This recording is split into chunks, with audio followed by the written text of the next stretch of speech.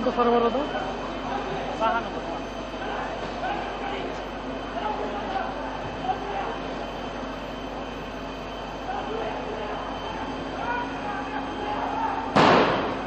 हे फक्त आपलं कसं आहे?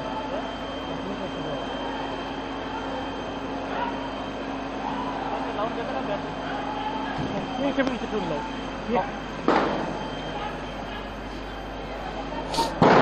पूरी टीम आई, सबके हाथों में पूरे चेहरे पैक थे, उन लोग के पूरे अपने अपने चेहरे ढके हुए थे, हाथ में तलवार डंडे बोतलें थी। उसके बाद एकाएक उस कॉर्नर पे उन्होंने हंगामा चालू कर दिया।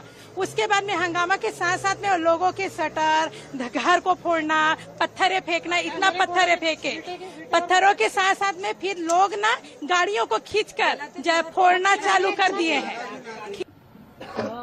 जी, मेरी दुकान में बंद किया 10:30 बजे। मेरे किराना स्टोर की दुकान है, दुकान बंद करके आया, मैं खाना खाने बैठा, शोरगुल हो रहा था, मैं ऐसे ही कुछ समझ नहीं आ रहा था। फिर एकदम से फटरे मारना, लाठी चलना, मैं एकदम से घर बाहर जाके देखा तो वहाँ से गाड़ियों को घसीट के फोड़ रहे, गाड़ी को, गाड़ी पे आग लगा रहे।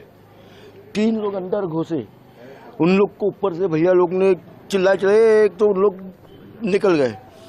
मैं वो बता रहा, पूरी गाड़ी ऐसे जल के ऊपर तक अंगार जल रही थी, वो पूरी गाड़ी थी।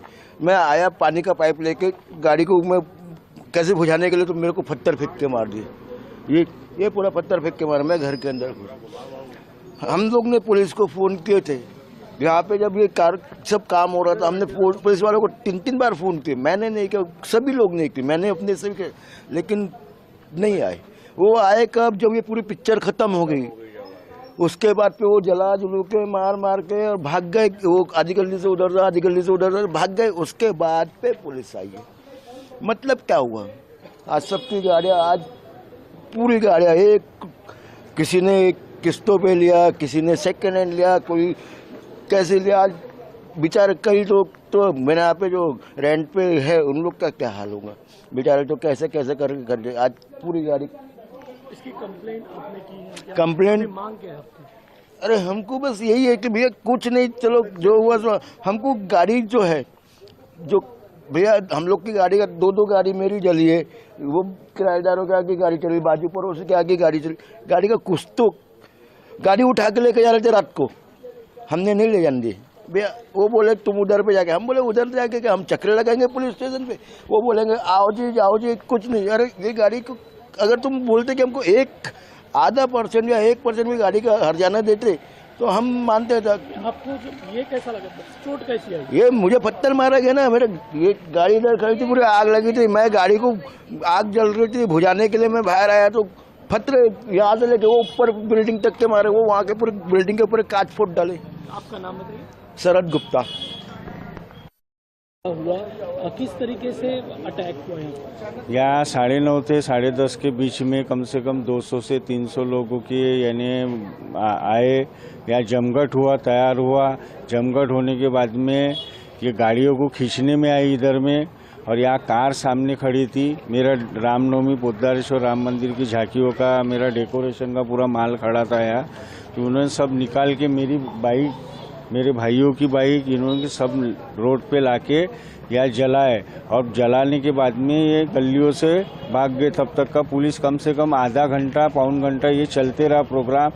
हम वायरलेस पे मैसेज डालते गए पुलिस स्टेशन में, मगर कोई पुलिस की फौज यहाँ आई नहीं। ये सब वाक़या होने के बाद में 1 से 1.5 घंटे के बाद में पुलिस यहाँ पर तैनात हुई। तब तक का सब कुछ यानी आगजन सब हो चुका था। डिमांड क्या है?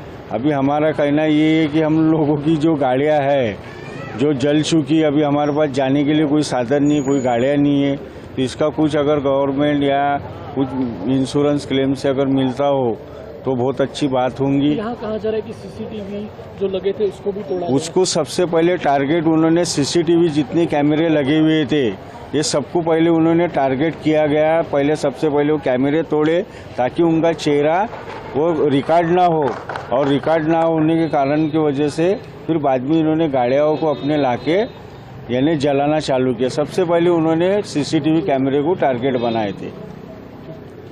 आपका नाम? मेरा नाम चंद्रकांत वसंतराव कावड़े। सुबह अभी पहुंचा हूँ। ये पूरा तय किया हुआ सभी विषय हुआ था। सुबह का एक आंदोलन हुआ, उसके बाद गणेशपेट पुलिस स्टेशन के विषय हुआ और वो शांत हुआ। शाम को अभी मैं यहाँ अभी सुबह 6-6:15 बजे आया हूँ। यानी 2 दुकान हिंदुओं के होंगे और उसके बीच में 2 दुकान मुस्लिम के होंगे, तो सिर्फ हिंदुओं के मकान में घुसे, मुस्लिम मतदाताओं को कुछ नहीं हुआ। वो ठेला दिख रहा है आपको वहाँ, 1 मिनट, वो दवाखाने के पास एक ठेला दिख रहा है, एक मुस्लिम बांधव का है, उसको कुछ नहीं हुआ। उसके बाजू में एक बूढ़ी माँ का ठेला था, वो टूट गया। ये डॉक्टर बंडू क्लिनिक, उसके घर तक, मंदिर तक, अंदर तक घुसे, छोटी बच्ची है 5 साल की। और पहले सब कैमरे टूटे, बाद में चुन कर वहाँ तक, उनके घर तक, उनके अंदर तलवार, ये सब दिख रहा है। पूरा वेल प्लान सारा विषय दिख रहा है। मैं अभी सीपी साहब से सुबह में मैंने बात की। ये जो जगह है, ये बहुत सेंसिटिव जगह है। यदि शहर में कभी भी कुछ होता है तो पहले 10-20 पुलिस वाले इस चौराहे पे खड़े रहते। कल संजय सिंह नाम के एक पिया है, उनको यहाँ के नागरिकों ने 2-2 घंटे पहले फोन लगाए, 10 बजे से फोन लगाए। ये घटना 12, 1, 1:30 बजे हुई। 10 बजे से फोन लगाए, वो कहीं बिजी होंगे, उनका फोन बंद था, कुछ मैंने खुद फोन लगाया था। फिर रात में ये जो मकान आपको सामने दिख रहा है, वो सौरभ से मैंने सीपी की कॉन्फ्रेंस पर बात कराई। उसके बाद आधे घंटे में पुलिस आई, तब तक ये सब खत्म हो गया था। यानी ये दीदी रेंगेताई मेरे बाजू में है, रो रही थी फोन पर। बाद में इनका फोन आया, बच्ची भी रो रही थी। बाद में इनका फोन आया कि अभी पुलिस आई। तो ये वेल प्लान घटना थी। मैं माननीय मुख्यमंत्री जी से भी अभी बात करूंगा। मैं नागपुर अभी पलटे आया हूँ। माननीय पालक मंत्री विशेष विमान से अभी 9 बजे पहुंच रहे हैं। जिन्होंने ये घटना की, उनके सारे फोटो इनके DVR में सब है। ये सारे हम पुलिस को देंगे, सारे के सारे। यहाँ सामने गीतांजलि स्क्वायर पर इलीगल ट्रैवल्स का व्यवसाय चलता है। महानगर पालिका के जगह पर सर्विसिंग सेंटर खुले, एक गीतांजलि टॉकीज बंद थी, वहाँ अंदर सारा अतिक्रमण, MD, ये वो सब चलता है। यदि ये सब बंद करना होगा तो पुलिस को कड़क एक्शन लेनी पड़ेगी। और मुझे दुख के साथ कहना पड़ता है कि कल पुलिस यहाँ के नागरिकों के साथ, हिंदू नागरिकों के साथ नहीं थी। इसका कारण मुझे नहीं मालूम, लेकिन बहुत कम संख्या में थी।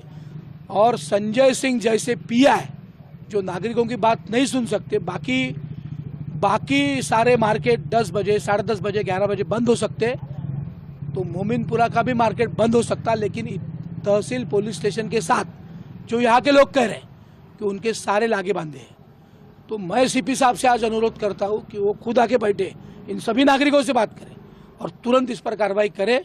यदि कार्रवाई नहीं होगी तो एक अगला कदम सारे हिंदुओं को भी उठाना पड़ेगा और वो मजबूर होंगे। बस इतना ही मैं आपके माध्यम से।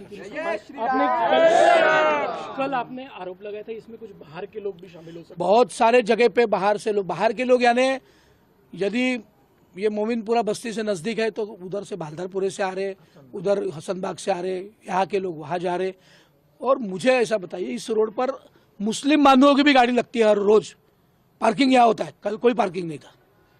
इसका मतलब क्या है?